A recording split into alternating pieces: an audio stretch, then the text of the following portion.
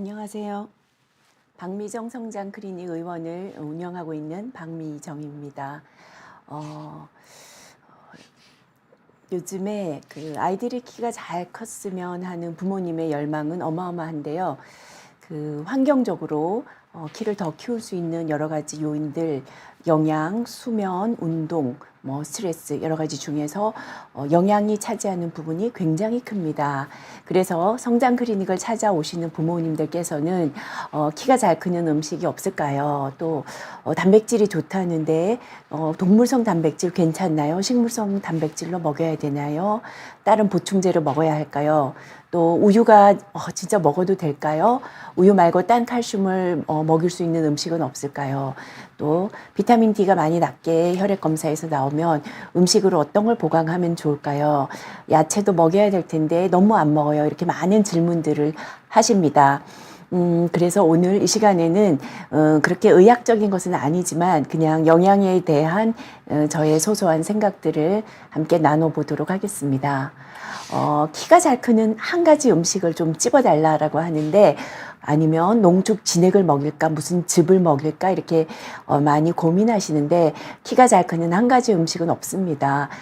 정말 중요한 것은 이 아이 나이에 맞는 적절한 칼로리가 섭취되고 있는지, 그리고 골고루 제때 먹고 있는지, 그리고 아이들은 그 음식을 한 번에 많이 먹고 저장할 수 있는 능력이 좀 약하기 때문에 새끼를 반드시 챙겨 먹여야 되고, 간식 또한 굉장히 중요합니다. 그래서 아이들에게 뭐 살을 빼기 위해서 혹은 간헐적 단식 이런 것은 사실은 좋지 않은 방법입니다. 첫 번째, 그러면 적절한 칼로리, 어느 정도가 적절한 칼로리인가? 아이들이 먹은 전체의 칼로리에서 기초 대사량으로 거의 반 정도를 쓰게 되고요. 성장을 위해서 한 12%, 육체 활동을 위해서 25%, 또 대변을 통해서 소실되는 것, 또한 열이 날 때, 발열 때 또 에너지가 소실이 되겠죠. 그래서 각 연령별로 일반적으로는 남자에서 뭐 1,400, 요 어린 나이에서는 학동기가 되었을 때 거의 뭐 1,700, 그리고 사춘기 연령이 시작하면서 남자애들 거의 한 2,000칼로리, 그리고 초등학교 고학년 되면서는 거의 한 2,500칼로리의 영양이 필요합니다. 그래서 어떤 음식이 중요한 게 아니라 전체적으로 잘 자랄 만한 질 좋은 칼로리가 섭취되고 있는지를 파악하는 것이 굉장히 중요합니다. 근데 이제 가장 많이 하시는 말씀은 키가 잘 크자고 운동도 정말 열심히 하는데 잘 안 큰다. 굉장히 말라서 오거든요. 그래서 먹는 에너지가 어느 정도가 충분하고, 또한 소모되는 에너지가 너무 많지 않아야지 그것이 또 살로 가고 키로 가기 때문에 에너지 먹는 것은 작고 운동량을 너무 많이 해도 좋은 것은 아닙니다. 그리고 그전보다는 정말 깨작깨작 안 먹다가 이제 좀 먹는 것 같은데 왜 안 크나요? 아이가 사춘기에 접어들었기 때문에 그전보다는 당연히 더 잘 먹겠지만 이 아이의 맞는 또래보다는 훨씬 덜 먹고 있는 거거든요. 그래서 급성장기에는 확실히 더 먹어야 된다는 거.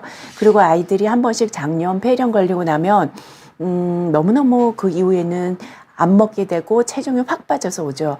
그래서 질환 자체로도 문제가 되고, 또한 영양소 흡수가 부족된 장점막의 손상 같은 것은 굉장히 의외로 오래가고, 식욕이 떨어진 것도 오래가기 때문에 부모님들께서는 아이고 이제 폐렴 좀 나았으니까 학원 가자 뭐 하자 이런 것만 생각하지 말고 정말 단백질이며 영양가 있게 더 먹여야 될 것 같습니다.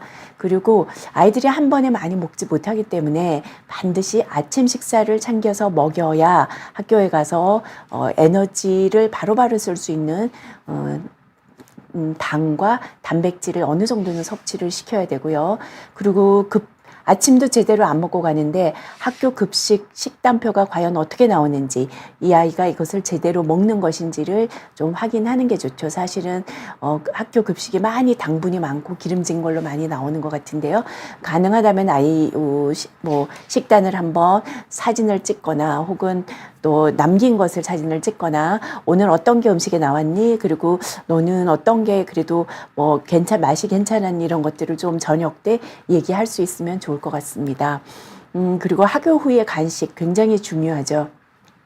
학교 끝나고 그나마 집으로 왔다가 학원을 갈 수 있으면 다행인데 그게 아니라 바로 학원을 보통 가야 되다 보니까 아무것도 안 먹고 뭐 바로 학원을 가는 경우, 혹은 뭐 과자 한 봉지 사 먹는 경우, 혹은 뭐 편의점 들러서 뭐 적당히, 뭐 혹은 분식점 가서 먹을 수 있으면 그나마 낫겠지만, 그래서 가능하면 부모님들께서 뭐 우유나 두유 한 팩, 혹은 조금 뭐 샌드위치나 이런 영양이 골고루 들어있는 것을 챙겨 주실 수만 있다면 가장 좋겠습니다.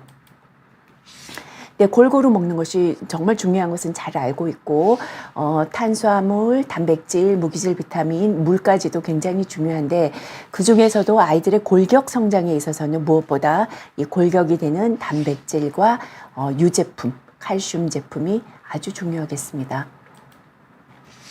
그렇다면 과연 단백질을 얼마나 먹여야 될까? 2020년에 한국인 영양소 섭취 기준을 영양학회에서 설정을 했는데요. 거의 체중당 한 1g 정도의 단백질이 필요한 것입니다. 그래서 조금 보통 뭐 40kg 정도면 한 40g, 50kg, 50g. 쉽게 생각하면 아이의 손바닥만큼의 단백질은 필수적으로 먹어야 하는 것을 우리가 꼭 인지를 해야 됩니다. 그래서 동물성 단백질도 있고 식물성 단백질도 의외로 콩이나 이런 곳에선, 콩이나 이런 음식들은 단백질을 꽤 갖고는 있죠. 그리고 이제 단백질을 100g을 먹었을 때 이 정도 20g 내외의 단백질이 들어있고, 우유에도 두부에도 뭐 이런 데에 다 단백질이 들어있게 되겠습니다.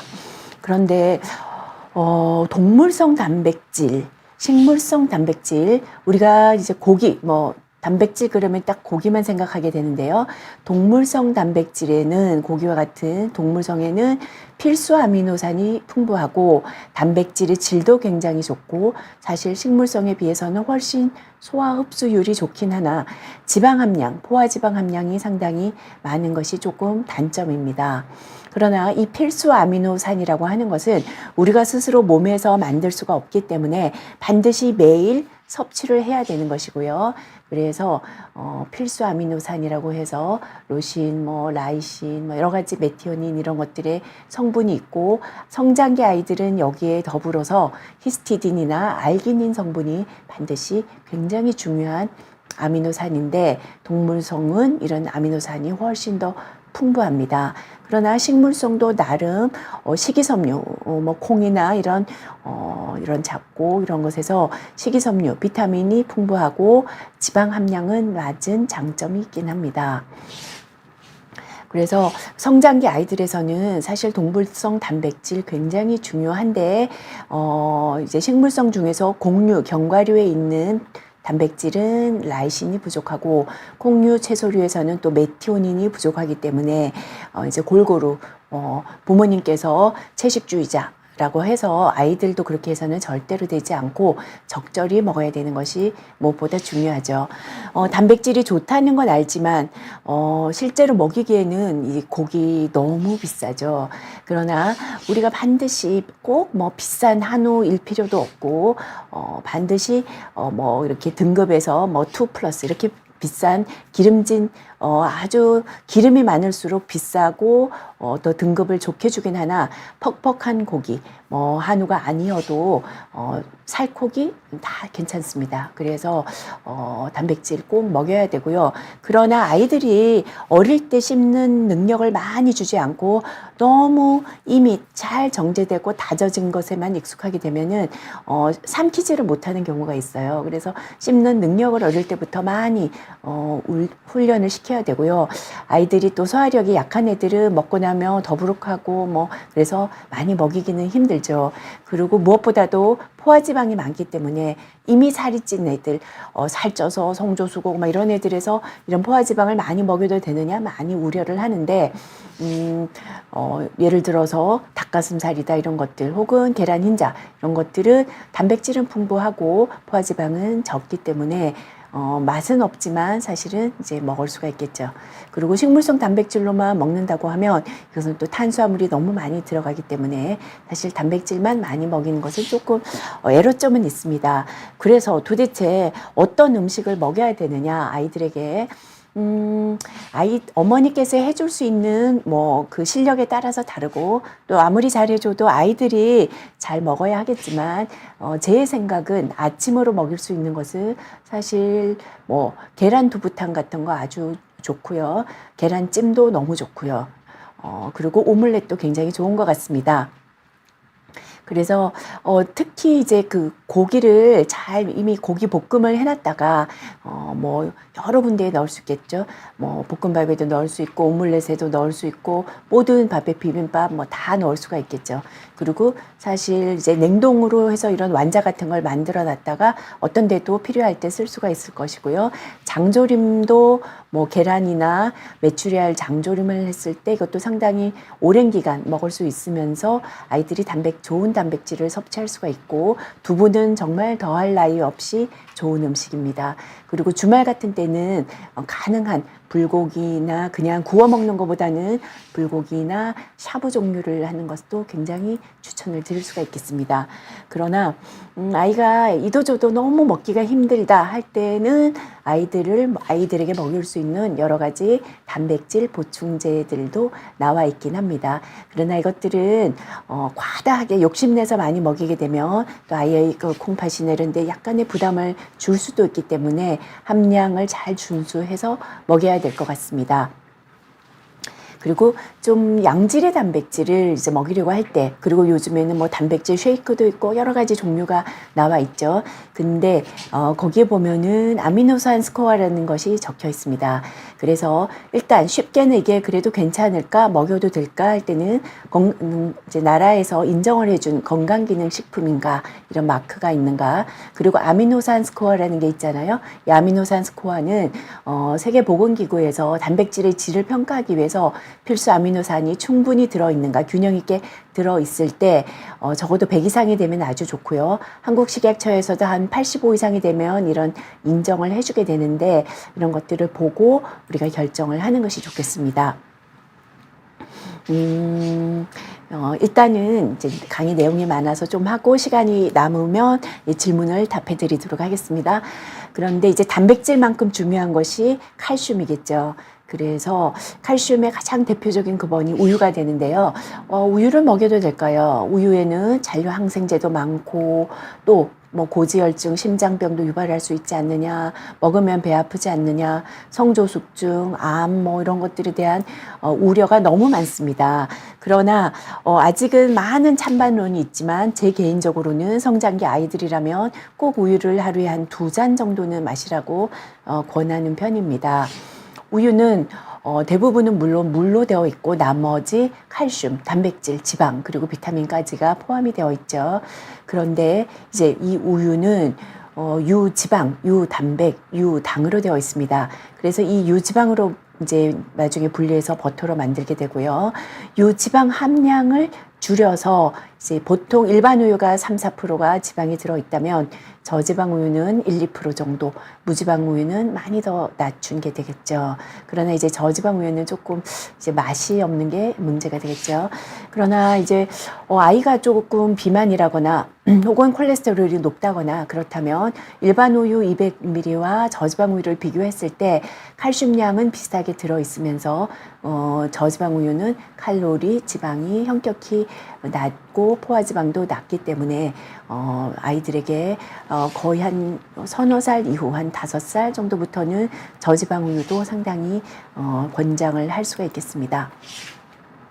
그리고 우유만 먹으면 배 아픈데 우유를 아예 안 먹이는 경우가 너무나 많지만 실제로 이런 유당을 분해하는 데 있어서 능력이 잘 안 되는 그 경우에는 락토프리 우유, 유당을 분해한 락토프리 우유가 있겠고 이 유당을 유산으로 바꿔서 이제 요거트를 만들어서 먹일 수도 있겠죠.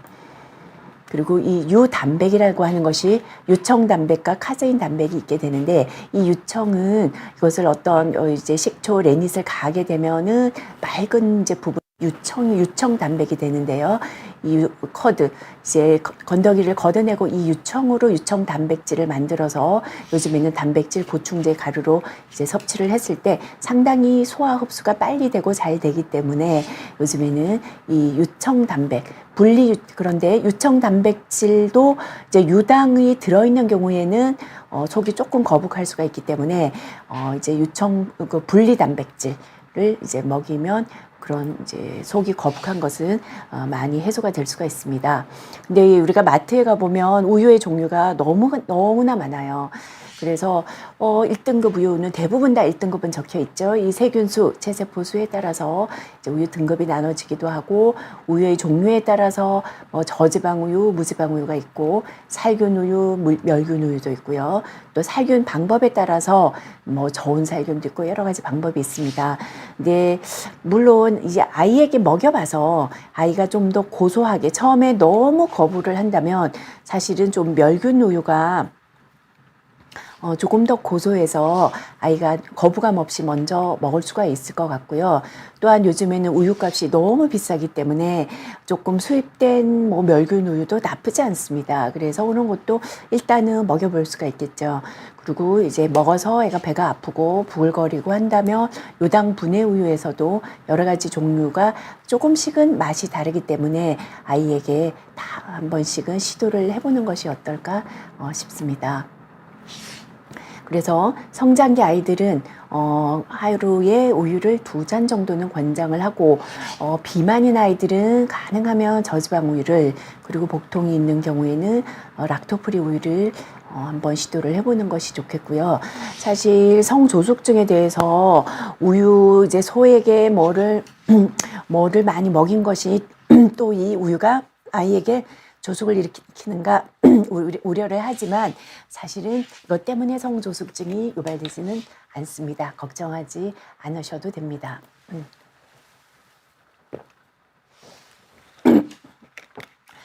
그리고 정말 안전한가 많이들 우려하는데 정부가 인증한 유기축산물 이렇게 표시가 되어 있는 것이라면 훨씬 더 우리가 조금 걱정하지 않고 먹어도 되겠습니다.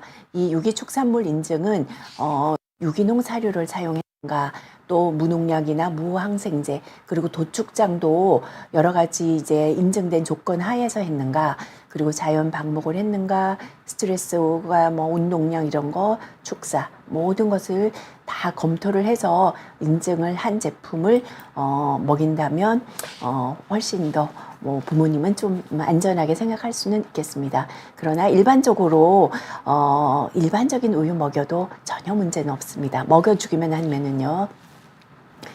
근데 우유를 애들이 안 먹어요. 그러면 다른 걸로 칼슘을 섭취하면 되지 않을까. 근데 아이들이 잘 성장하자면 이것도 2020년에 영양학회에서 아이들에 필요한 칼슘 권장 섭취량이 있는데 상당히 먹어야 됩니다. 성장기 소화도 거의 한 800-900ml 정도의 칼슘을 섭취를 해야 됩니다. 그런데 우유가 그래도 논란은 많지만 흡수율이 굉장히 좋습니다. 다른 식품에 비해서. 그리고 많이 함량이 많습니다. 이 우유 한 컵에 해당하는 칼슘을 섭취하기 위해서는 멸치 한 움큼을 먹어야 되겠죠. 흡수율이 조금 낮습니다. 두부도 그렇습니다. 흡수율이 높지 않고요. 브로콜리, 또 미역, 다시마, 시금치 다 좋은데 흡수율이 조금 낮은 것이 문제가 됩니다. 그래서 음식으로도 먹지만 어쩔 수 없이 우유나 혹은 요거트, 치즈 이런 유제품을 좀 먹어줘야 될 것 같습니다. 그리고 하다못해 우리가 라면을 먹을 때도 저녁 때 아이들 안 먹으면 좋지만 어쩔 수 없이 아이들이 먹을 수밖에 없어요. 너무 좋아하니까 라면을 먹을 때도 치즈를 한 장 넣는다거나 다른 조금 영양가 있는 것을 같이 넣어서 먹일 수도 있겠죠. 협상을 아이와 해야 됩니다. 정말 라면을 먹고 싶다면 요런 것은 같이 좀 넣어서 먹어보자. 계란도 넣고 두부도 넣을 수가 있고 그렇게 치즈도 넣을 수가 있겠죠. 그러나 그나마 안 먹는, 그나마 겨우겨우 먹는 이 칼슘의 함량이 흡수를 방해하는 음식 때문에 더더욱 흡수가 잘 되지 않을 수가 있겠죠. 짠 음식, 라면을 먹을 때 김치를 많이 먹는다거나 이렇게 짠 음식, 칼슘과 함께 소변으로 같이 배설이 되기 때문에 너무 짠 것을 많이 먹지 않아야 될 것이고, 또 탄산음료와 인이 많은 음식, 가공식품, 인스턴트 식품은 칼슘 흡수를 방해하기 때문에 최대한 이런 것들을 줄이는 것이 좋겠습니다. 그 다음으로 아이들에게 또 탄수화물은 얼마나 먹여야 되나. 탄수화물을 우리가 하루에 전체 먹는 칼로리에서 거의 에너지의 반을 탄수화물로 섭취를 해야 됩니다. 그리고 우리 아이들에서는, 성장기 아이들에서 탄수화물이 하루에 권장 섭취량 거의 한 130g 정도가 됩니다. 이거 굉장히 좀 복잡하죠? 탄수화물이 단순당, 바로바로 에너지로 쓸 수 있는 단당류가 있고요. 그 다음에 당이 두 가지가 포도당과 과당, 포도당과 뭐 이렇게 유당 이렇게 섞여 있는 제품이 있을 수가 있고요. 복합 다당류라고 해서 천천히 흡수가 되는 이런 복합 다당류의 글라이코겐, 식이섬유가 탄수화물 종류에 들어갈 수가 있습니다. 그리고 이것은 우리가 어쩔 수 없이 에너지를 빨리빨리 쓰기 위해서는, 아이들은 학교에서 이제 머리를 써야 되잖아요. 에너지가 전신에 공급되어서 공부도 해야 되고 전신이 돌아가자면 탄수화물을 안 먹일 수는 없습니다. 그런데 이제 얼마나 먹어야 되나? 네, 아침에 물론 뭐 쌀밥 먹기도 하고 또 빵으로 먹기도 하고 떡으로 먹기도 하고 뭐 시리얼로 먹기도 하고, 근데 이제 탄수화물은 뭐 저녁 때도 뭐 점심 때도 굉장히 당분과 탄수화물 위주로 보통 급식이 많이 나오게 되고, 또 저녁 때도 분식점에 가서도 뭐 또 떡볶이 먹고 뭐 또 혹은 라면 먹고 하면서 탄수화물은 사실은 거의 부족되지 않게 너무나 많이 먹게 되는 식품 중에 하나입니다. 어쩔 수 없이 먹어야 되긴 하지만 좋은 탄수화물이 있고 안 좋은 탄수화물이 있죠. 그래서 가능하면 아이들에서도 흰쌀밥과 잡곡밥을 먹을 수가 있으면 제일 좋고, 아주 많이 정제된 아주 맛있는 달달한 빵보다는 조금 투박한 덜 단 빵을 줄 수만 있으면 제일 좋고, 또 간식으로도 견과류나 콩에도 이런 종류의 다 탄수화물이 어느 정도는 또 들어 있습니다. 그래서 과자, 음료수, 이런 빵, 떡, 라면, 과자, 케이크, 달달한 음료 이런 것들을 조금은 너무 정제된 이런 것보다는 투박한 탄수화물을 주는 습관을 길러야겠습니다. 한편으로 아이들이 야채, 과일 이런 것들을 비타민, 무기질이 그래도 풍부하니까 먹어야 되는데 어떤 과일을 먹어야 되는가, 어떤 과일이 좋을까, 뭐라도 먹어만 주면 좋긴 합니다. 그래서 요즘에 귤이건 사과건 굉장히 다 좋습니다. 그러나 가능하면 제철 과일을 먹으면 제일 좋죠. 그리고 국내산이면 제일 좋습니다. 그리고 과일 자체를 먹여야지 이거를 막 과일 주스를 먹인다, 이런 것들은 조금 덜 좋습니다. 그리고 수입 과일이 굉장히 당도도 좋고 맛있긴 한데 안 먹는 것보다는 수입 과일 좋지만 많이 먹는다면 또 농약이나 뭐나 이런 것들을 조금은 조심을 해야 됩니다. 그리고 뭐 통조림 과일 같은 거 옛날에는 굉장히 귀한 식품이었죠. 뭐 백도, 황도 통조림 같은 거. 그러나 가능하면 이런 통조림 먹이는 거 좋지 않고요. 말린 과일도 당도가 너무 높아지기 때문에 좋지 않고요. 뭐 딸기잼이다 이런 걸로라도 과일이 많이 들어있지 않는가, 별로 좋지 않고요. 과일 안 먹는다고 뭐 토마토에 설탕 뿌리고 뭐 뿌리고 이런 습관은 가능하면 조금은 조심을 해야 될 것 같습니다. 그리고 애들이 채소 안 먹죠. 어른들도 채소가 너무 비싸기도 하고 또 어른들도 채소가 별로 당기지는 않습니다. 그러나 요즘에는 샐러드 가게가 굉장히 많고 이런 데 가보면 샐러드도 이렇게 먹으면 한 끼로 아이들에게 잘 먹일 수 있구나, 이런 아이디어를 많이 얻게 되는 것 같습니다. 그래서 아이들에게 주말에는 잡채도 해주고 혹은 불고기도 해주고 그리고 여러 가지 가지 비빔밥 같은 것에 뭐 그래도 야채를 많이 넣을 수가 있겠죠. 그래도 분식점 뭐 식품으로는 그래도 김밥이 저는 굉장히 좋은 식품이라고 생각하고요.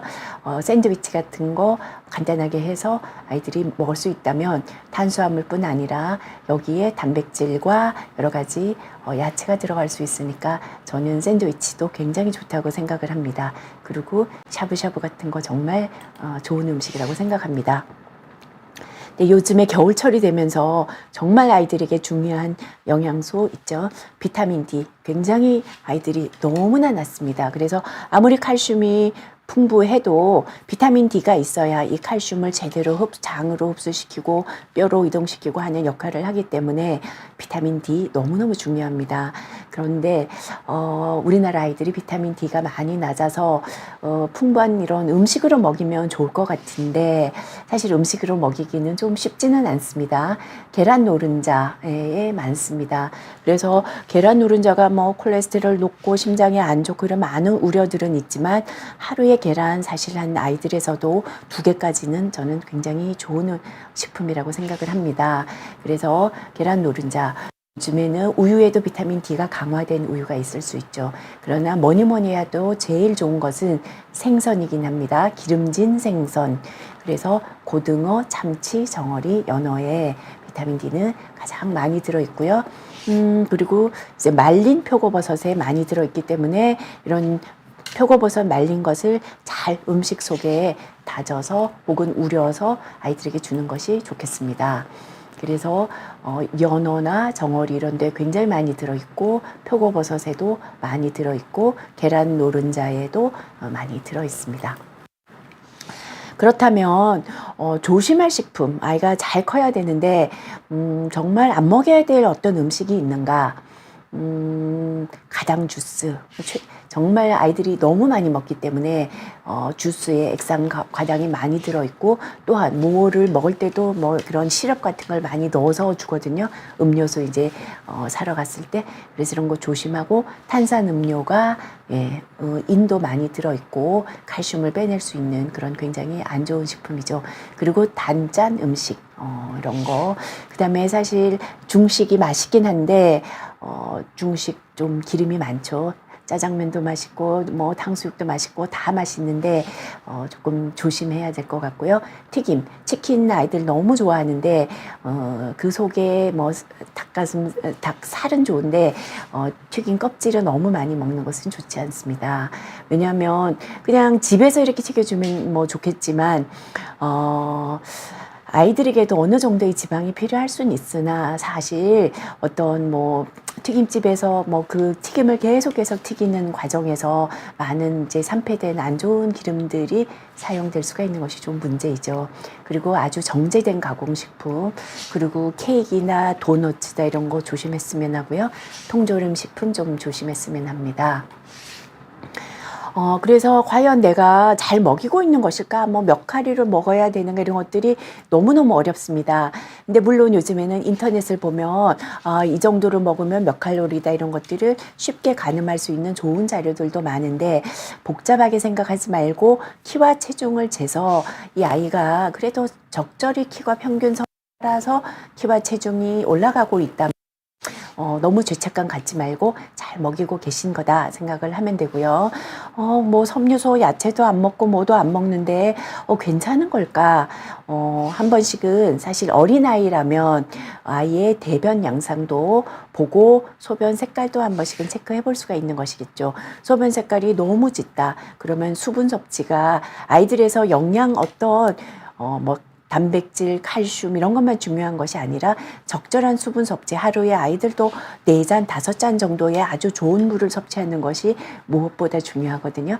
근데 너무 물을 또 안 먹는 애들이 있어요. 학교에서 또 화장실 가기도 귀찮고 해서. 그래서 소변색이 너무 짙지 않은가 뭐 이런 것들도 확인하는 것이 좋고요.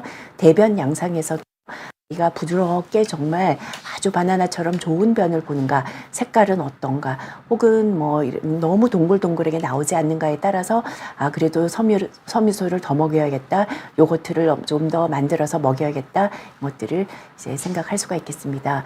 그리고 정말 걱정이 된다면, 너무나 안 자란다면 한 번쯤은 혈액 검사를 해서 의외로 아이들이 빈혈이 있는 경우가 있고, 단백질이 부족한 경우, 혹은 비타민 D가 많이 부족한 경우, 이런 경우를 갑상선 호르몬이 부족한 경우 이렇게 확인을 할 수가 있기 때문에, 키와 체중이 100명 중에 1번, 2번밖에 안 된다면 그래도 주저하지 말고 혈액 검사를 한번 해보는 것이 좋겠습니다. 그래서 이제 성장기 영양 관리를 다시 한번 요약을 하면요. 한 가지 음식이 굉장히 더 키우는 음식을 집중해서 먹이는 것보다는 적절한 칼로리를 이제 잘 배분해서 세대에 나눠서 먹여야 되고요.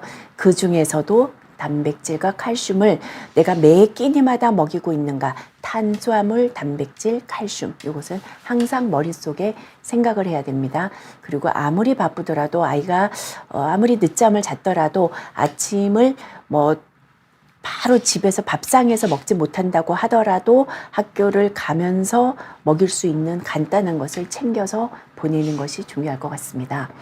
그리고 단백질이 제일 중요하긴 하죠. 근데 저는 계란과 두부 무엇보다 좋다고 생각하고, 매일 계란 1개 혹은 2개, 그리고 두부도 조숙증 일으키지 않느냐, 뭐가 어떻지 않느냐 하지만 두부 먹이는 습관 너무 중요합니다.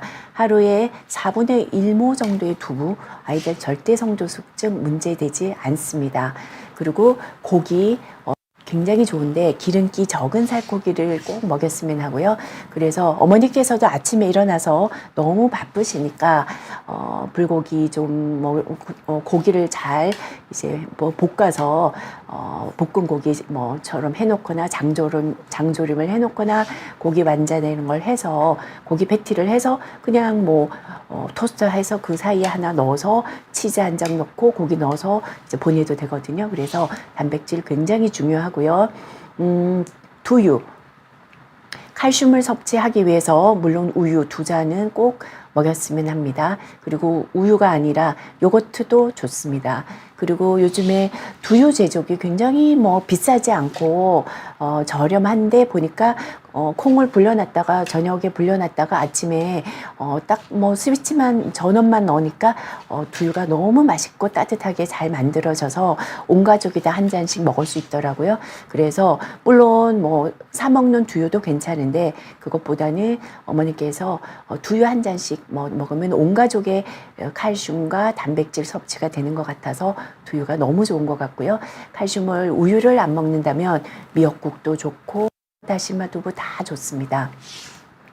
특히 멸치는 잔멸치 볶아서 아이들에게 그런 이제 주먹밥 같은 거 해주고 하면, 요즘에는 김밥도 멸치김밥 굉장히 맛있습니다. 그래서 칼슘 섭취 굉장히 중요합니다. 탄수화물은 대부분 아이들이 좀 과하게 먹는 것 같아요.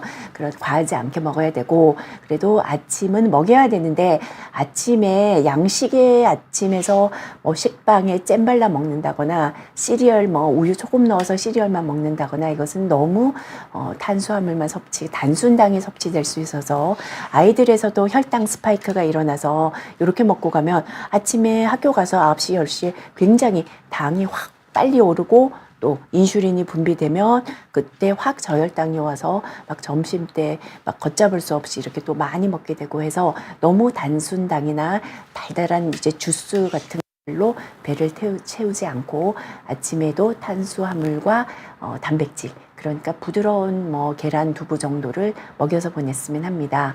비타민과 무기질, 야채, 채소 먹을 수 있으면 좋은데 비싸기도 하고 조금 힘들긴 하죠. 그래도 맛있는 짜게 샐러드 드레싱을 통해서 애들이 샐러드도 좀 먹게 하고, 샌드위치가 정말 저는 좋은 것 같습니다. 그리고 과일은 국내산 제철 과일로 먹이면 좋을 것 같고요. 특히 요즘 즈음에는 이제 아이들이 막 얼굴 다 노래서 손 노래서 이제 병원에 오게 되는데 간이 나쁜 거 아니냐고 보면은 혼자서 이제 막 귤을 너무너무 다른 과일을 어머니께서 챙겨주지 않다 보니까 귤을 너무 많이 먹어서 이제 카로텐이 지금 좀 이렇게 너무 많이 축적이 된 경우가 있는데 조금 조심해서 물 좋지만 하루에 2-3개 이상 먹지는 않았으면 합니다. 그리고 비타민 D가 특히 지금 이제 겨울철에 잘 챙겨야 되는 성분이기 때문에 계란 노른자, 가끔씩은 주말에 고등어, 또 안 되면 참치, 또 연어로도 만들 수 있는 여러 가지 음식들은 많기 때문에 잘 챙겨주었으면 합니다. 그래서 어머니께서 정말 힘들어요. 바쁘시고, 아이들에게 잘 챙겨 먹이는 거 힘들고, 유기농 안 먹여서 우리 아이가 뭐 이렇게 뭐 성조숙이 왔냐, 내가 뭘 잘못 먹여서 애가 안 컸나? 사실은 별로 그렇지 않습니다. 부모님들 너무 잘하고 계시긴 한데요. 좀 어릴 때 많이 씹게 해서 씹고 삼키는 훈련을 많이 시켜야 되고, 어릴 때 이런 달달한 음식보다는 좀 투박한 맛을 익히게 해야 될 것 같고요. 무엇보다 값비싼 외식보다는 엄마표 그러니까 집밥이 최고라는 것. 그래서 다 같이 맛있게 한 끼라도 맛있게 이제 가족이 둘러앉아서 먹을 수 있다면 제일 좋은 것이고, 아이들이 아무리 맛있는 진수성찬을 차려도 식탁에서는 정말 그냥 기분 좋은 말만 하고, 아이들 좀 나무라거나 학교에서 뭐 또 식탁에서 뭐 안 좋은 얘기 하면은 그게 흡수되고 뭐 잘 이게 소화 흡수가 되질 않는단 말이에요.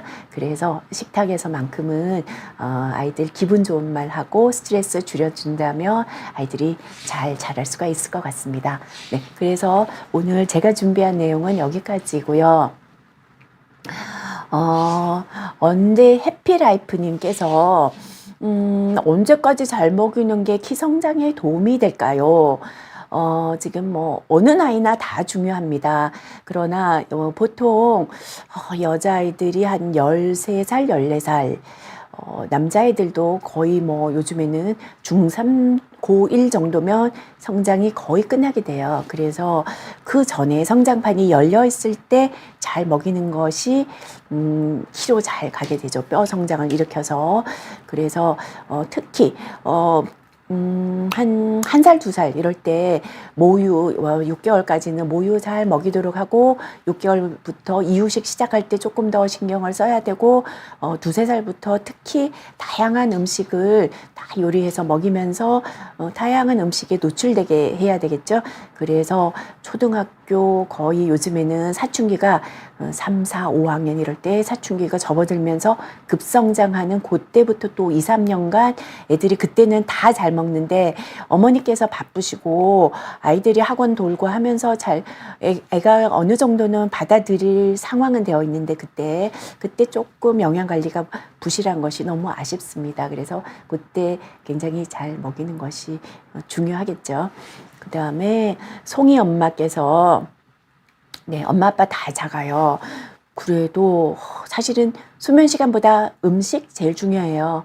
음식 거의 환경적인 요인에서는 제가 보기에는 60-70%는 또 음식이 차지하기 때문에 잘 먹인다면은 애가 충분히 잘 클 수 있고, 수면 시간도 물론 중요하긴 한데 수면은 음식보다는 좀 덜 중요합니다. 다리 마사지 나쁘지 않아요. 그런데 2-3살 정도에서 혼자 운동도 못하고 누워있는 아이들이라면 다리 마사지 해주지만 유치원만 들어가도 뭐 초등학생 다리 마사지 해주는 것보다는 그냥 스스로 뛰게 하고 스트레칭 하면은 잘 클 수가 있습니다. 그 다음에 생선 통조림, 고수진님께서 생선 통조림은 생선인데 통조림이고, 생선을 먹을 수만 있으면 제일 좋습니다. 생선을 주말에라도 어떻게 좀 맛있게 잘 바싹 굽는다거나, 또 우리가 일식집에 가보면 똑같은 생선인데 이렇게 맛있게 양념으로 조림을 할 수 있구나 이렇게 느껴지니까 그렇게 좀 맛있게 먹을 수만 있으면 제일 좋죠. 그리고 살짝 이렇게 밀가루 발라서 굽고 하면은 뭐 고등어건 뭐 김치찌개는 굉장히 맛있게 구워서 먹을 수는 있는데 여력이 되지 않는다면 도저히 안 먹는다면 참치 통조림도 괜찮고 네, 뭐 고등어, 정어리, 통조림 괜찮습니다. 안 먹이는 것보다는 그것도 단백질 뭐 괜찮습니다. 아이들, 네, 그리고 크리스탈님께서는 아이들 성장에 도움이 되는 영양제도 궁금합니다. 네, 음식으로 다 먹을 수가 없다면 영양제 먹일 수밖에 없고요. 다음 시간에 한번 제가 아이들 성장 관리에 꼭 필요한 영양제 그리고 고르는 법에 대해서 한번 말씀을 드리려고 합니다. 영양제 그런데 이것저것 너무 복잡하다면 제 개인적으로는 멀티비타민 예, 피검사를 해서 뭐가 부족한지를 확인해서 아연이 낮다면 아연, 뭐 칼슘이 낮다면 칼슘 이렇게 먹일 수 있지만 피검사 하지 않고 일단 좀 먹여보겠다라면 그 어린이용 멀티비타민을 하나 정도는 먹이도록 하고 조금 더 보강을 한다면 이 겨울철 거의 11월, 12월, 1월, 2월까지는 비타민 D가 아주 낮아져서 비타민 D를 하나 정도는 뭐 먹여볼 수가 있지 않나 싶습니다. 그리고 식욕이 너무 없고 이런 아이들에서 또 단백질, 소고기, 고기도 안 먹고 이런 애들에서는 철분제를 아주 조심스럽게 철분이 들어있는 영양제도 생각할 수가 있을 것 같고요. 그런 뭐 또 너무 소화 흡수가 안 된다거나 변비가 심하다거나 그러면 또 뭐 유산균도 생각할 수는 있지만 큰 틀에서는 너무 여러 가지를 많이 먹이지 않았으면 좋겠고요.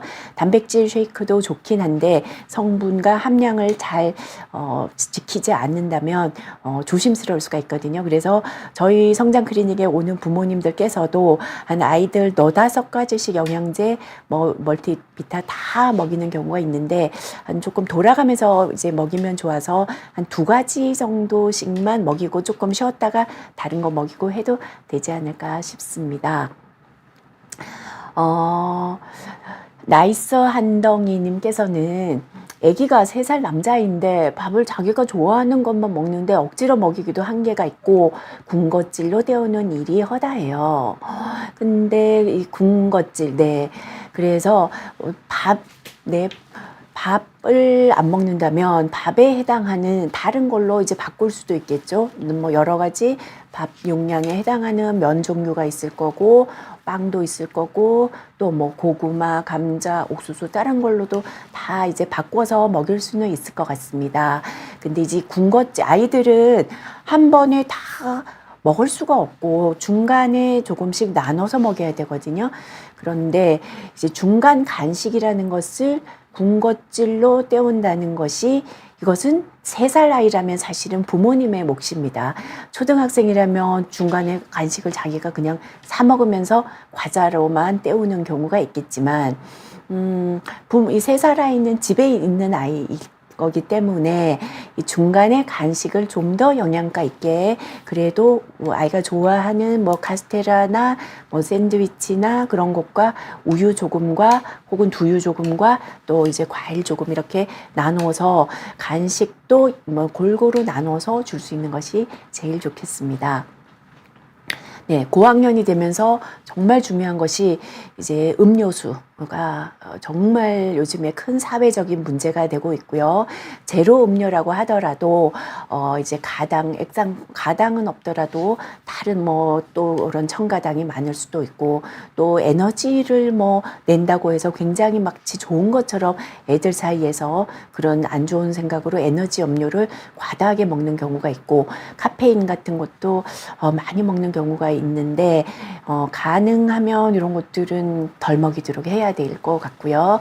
요즘에 뭐 에너지바, 에너지 젤리 뭐 이런 첨가물이 많이 들어있는 것들이 있어요. 그래서 가능하면 이 아이가 먹는 것에 한 번쯤은 글씨가 굉장히 적게 적혀 있는데 어떤 성분이 어느 정도 들어있는가를 확인을 하고 최소한으로 아주 담백한 식품으로 먹이는 것은 좋지만 나머지 이제 뭐 젤리 형태다 뭐다 이런 것들은 가능하면 자제하는 것이 좋겠습니다. 네, 아직은 청춘이다 님께서 아이가 또래에 비해서 키가 작은데 언제쯤에 병원에 가야 할까요? 또래에 비해서 얼굴 하나만큼이 작다, 10cm 이상이 작다면 나이를 불문하고 한 번쯤 병원에 와보시는 것이 좋고요. 그냥 살짝 작다, 한 4, 5cm가 작다. 그런데 아이가 잘 뛰어논다. 그렇다면 제가 보기에는 유치원 들어간 이후 혹은 초등학교 들어간 이후에 한 번쯤은 병원에 가서 이상이 있나 없나, 영양소가 부족한 건 없나 한번 상담을 받아보는 것도 좋겠습니다. 이제 병원에 간다는 것이 꼭 뭐 여러 가지 피검사를 하거나 바로 무슨 치료를 하는 것은 아니거든요. 한 번쯤 병원에 가는 것, 그리고 의사 선생님을 만나는 것 자체만으로도 아이들이 조금은 한번 깊게 생각하는, 아무리 어린아이도 병원에 갔다 오면은 이제 조금 더 잘 먹고 편식하지 않고, 선생님, 의사 선생님이 한마디 해주는 것에 따라서 얘가 조금 생활 습관이 많이 바뀌기 때문에 적어도 한 유치원 정도에서 너무 작고 식습관이 너무 나쁘다면 한 번쯤은 병원에 가보는 것도 괜찮을 것 같습니다. 따뜻한 겨울님께서 네, 키는 유전 영향이 가장 큰가요? 그렇습니다. 키는 한 80% 이상이 유전이고요. 환경적인 것이 한 20% 정도입니다. 그러나 그 20%라는 것도 상당히 우리 전체 키를 기준으로 해보면 굉장히 큰 것이기 때문에 환경적인 노력, 잘 먹고 운동 많이 하고 잘 자고 하면서 거의 5cm 이상, 10cm까지도 더 키울 수가 있습니다. 그래서 엄마 아빠가 150, 168인데 아이가 어디까지 클 수 있을까요? 아무도 몰라요. 사실 이거는 신의 영역일 수도 있으나 유전적으로 원래 유전적으로만 생각한다면 많이 작겠죠. 남자아이라면 부모 키를 평균해서 플러스 한 6.5 내외, 여자아이라면 부모 키를 평균해서 마이너스 한 6.5 내외가 유전적인 소지이지만 어릴 때 굉장히 잘 먹고 한다면 충분히 클 수가 있는데, 사춘기 증세가 아주 뚜렷한, 이미 얘가 초등학교 6학년이다, 중학교 2학년이다 이러면 사실은 나중에 많이 클 확률은 조금 적습니다. 그래서 제 생각은 너무 걱정하지 말고 늦어도 한 10살 그 정도에는 한 번쯤은 병원 체크, 성장판 체크나 한번 상담을 받아보는 것도 괜찮을 것 같습니다. 네. 네. 그러면 오늘 여러 가지 질문이 있으셨는데 다음번에 한번 기회가 되면 영양제가 너무 많이 나와 있잖아요. 그래서 이 영양제가 고를 때 우리의 선택 기준이나 조심해야 되는 것, 아이들이 필수로 그래도 한두 가지 먹으면 좋은 영양제, 이런 것들에 대해서 한번 또 얘기를 나눠봤으면 합니다. 네, 감사합니다.